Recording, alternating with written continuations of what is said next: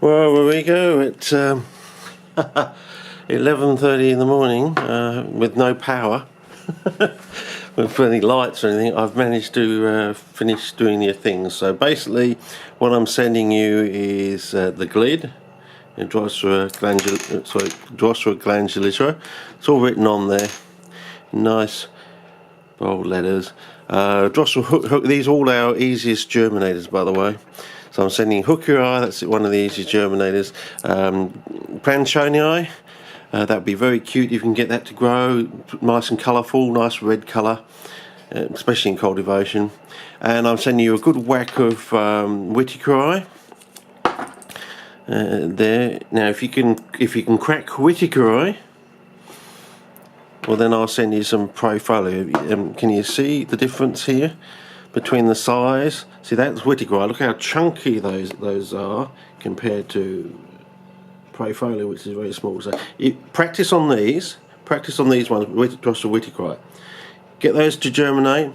You know, do whatever you want to do. Scratch them, soak them. As I said, my suggestion is to use the Australian standard method for Australian native plants, is to just pour boiling water onto a few. You know, take 20, 25, 30 or something. Pour boiling water directly from the jug.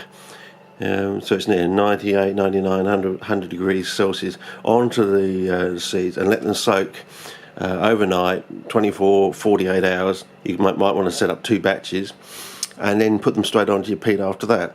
And that should crack the seed coat and sort of simulate a bushfire sort of thing.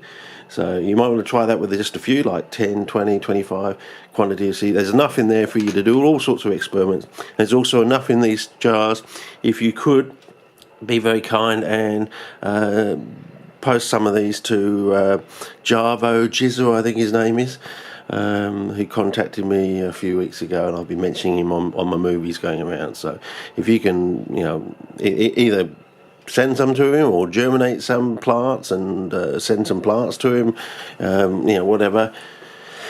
Have him around at your place, I don't know, to have a look at the plants, or pick them up, or post them out to him. I don't care. If you can just do that'll save me a lot of hassle with all the packing up and posting and things like that, so that would be good. So anyway, so you basically got your GLID, the fastest chunger in the world.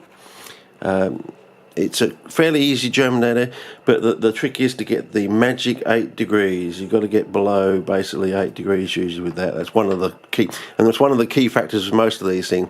Got to get below 8 degrees usually.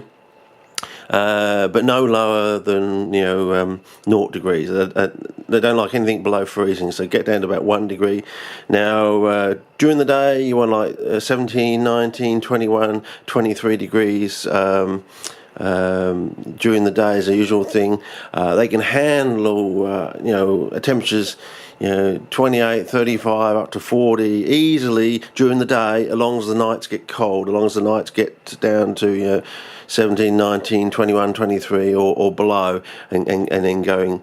So basically they can handle any sort of hot temperatures during the day, as long as they stay damp, humid, with lots of sunlight, and as long as the nights are cold, and then they won't go into dormancy.